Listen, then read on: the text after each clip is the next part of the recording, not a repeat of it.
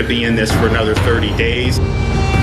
We have reached a critical turning point in the fight to stop the spread of the COVID-19 pandemic. I have signed an executive order which institutes a stay-at-home directive. No Maryland resident should be leaving their home.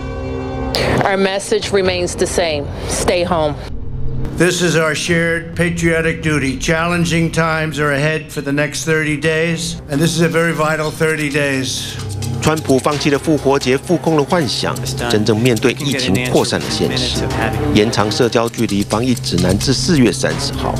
而自加州发布首个居家令后，陆续已有41个州处于封城或半封城状态，有近3亿的美国人被圈禁在家。All right, the breaking news: a record-shattering 6.6 million Americans filed for unemployment last week. That's on top of the 3.3 million who filed the week before. 美国劳工部公布，截至3月28号当周，全美有664.8万人初次申请失业救济金，这数字比上周多出1倍，更连2周创近代最早纪录，也将美国的失业率一举推上10%。事实上，疫情对美国经济的冲击才刚开始。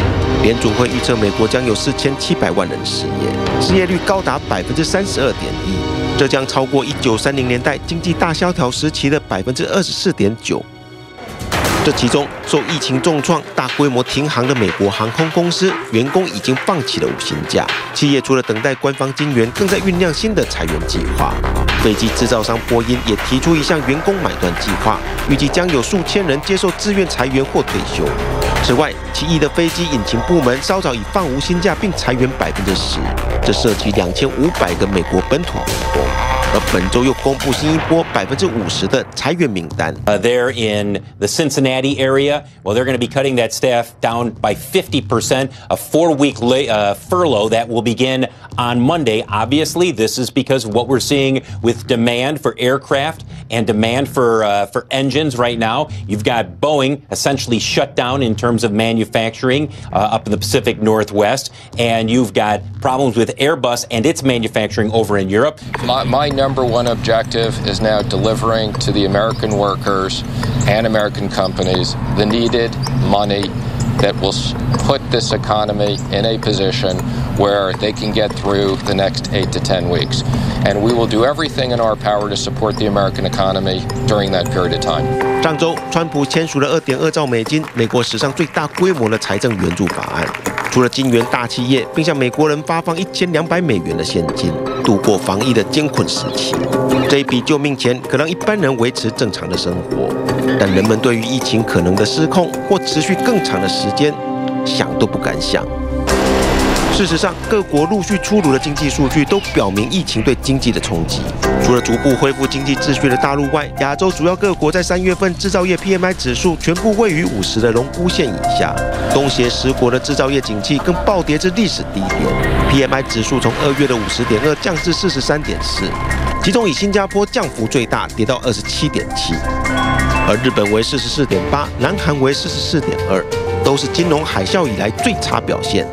코로나19의 영향으로 지난 2월 산업 생산과 소비가 9년 만에 최대폭으로 줄어들고 설비 투자도 감소했습니다. 자동차 생산은 한 달 전보다 27.8%나 급감했습니다. 사업으로 생산이 줄었던 2006년 이후 13년 7개월 만에 최대 감소폭입니다. 코로나19로 중국산 부품 공급에 문제가 생기며 직격탄을 맞은 탓입니다. 而因旅行禁令，陆客不来，也重创日韩的服务与零售业。南韩的航空衰退42%，铁路运输下降35%，旅游业更衰退了45.6%，消费零售额下降6%，则是9年来最大降幅。50조 원 규모의 특단의 비상금융조치입니다. 민생금융안정 패키지 프로그램으로서 규모와 내용에서 전례 없는 포괄적인 조치입니다. 而面对疫情持续升温，日本安倍内阁则提出，包括发放每个家庭30万日元在内，总额60兆日元，约5550亿美金的一系列刺激政策。这规模已超过2008年金融危機的57兆日元。現在は国内の感染拡大を抑えることが最優先であります。感染が収まった後には、経済を V 字回復させる、再び日本経済を成長軌道に戻す。在欧洲方面，3月份的制造业 PMI 指数急降至44.5，为92个月来新低。新冠肺炎的疫情肆虐导致停工，多类制造业产出降速为2009年4月以来最快，新订单指数收缩至11年来最严重，出口收缩也加剧至2009年3月以来最低。而欧洲最具指标意义的最大经济体德国，包括大众与宝马汽车都已经关闭欧洲的生产线。受贸易影响，德国经济在去年力保免于技术性衰退。但德国政府经济顾问小组估计，2020年经济衰退已是板上钉钉，从负的2.8%到负的5.4%，衰退幅度得看疫情的防控。In dieser Situation tun wir als Bundesregierung alles Nötige und alles Mögliche, um die wirtschaftlichen und sozialen Folgen der Krisenbewältigung abzumildern. 打破宪法的债务减数机制，德国联邦议院在3月底通过一项总额1.1兆欧元的纾困方案，创下德国战后史上最高额度。向来讲财政纪律的德国不得不追加预算，然而对于其他欧元区的兄弟也想举债，德国并不打算放行。若了解如今欧洲各国财政与经济的虚弱情况，就可以理解为何各国政府在防控疫情上总是优柔寡断。遭打击最严重的意大利和西班牙已巧妇难为无米之炊，特别是意大利在疫情爆发前已经是负债累累，负债率是国民生产总值的136%。别说要救经济，可能连控制疫情的医疗资金都要断炊。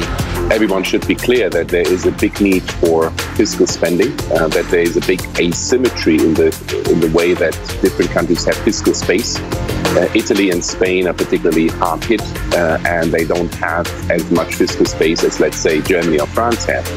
So the crucial issue is how to get money quickly to the member states that need it most. 德国经济研究所主席弗拉切说，欧债危机后成立的欧洲稳定机制 ESM 可以迅速为意大利等国筹措资金抗疫，而这也是德国方面的立场。但 ESM 条件严苛，一直想突破举债上限的意大利就联合南欧多国，提出发行冠状债券，筹资抗疫。The now weekly video conference of EU leaders. And while they're talking from a distance, their positions on how to fight the expected recession from the coronavirus outbreak also remain far apart. 欧盟领导人的视讯会议上，对冠状债券足足讨论了6个小时，但德国始终不愿松口。意大利总理孔蒂在会后放话，他们要的是救命钱，而在危机当下见死不救，意大利被欧盟给背弃了。Io mi permetto di dire, e su questo sarò inflessibile, tutti i dibattiti di questo mondo, ma qui c'è un appuntamento con la storia. L'Europa deve dimostrare se è all'altezza di questa chiamata della storia. 孔蒂受意大利5星运动支持，本身就是个疑欧派。BBC 的分析认为，冠状债券的问题恐怕加深欧盟内部的矛盾，但德国更在意的还是财政纪律，生怕疫情过后欧债危机重演，还得帮着填补债务黑洞。这场视讯会议后，唯一的共识是责成各国财长再研究，2周后汇报。但在疫情扩散、死亡数字不断攀升之际，2周的时间未免太长。I think it's a necessary evil in the short term. You know, the next set of political leaders that have to take this on have an enormous historic challenge ahead of them, much like the leadership after World War II. And of course, central bank balance sheets are going to hold a lot of this debt. So, much of it may be monetized over time. But you're right, this is a historic shift in debt levels, not only in the U.S. and Europe, but also globally. 而国际金融协会主席亚当斯认为，当前各国的救市计划必须以财政赤字货币化来支援，也势必导致全球债务水平达到历史新高。但疫情当下，面对2战后全人类最大的浩劫，发出救命钱成了必要之恶。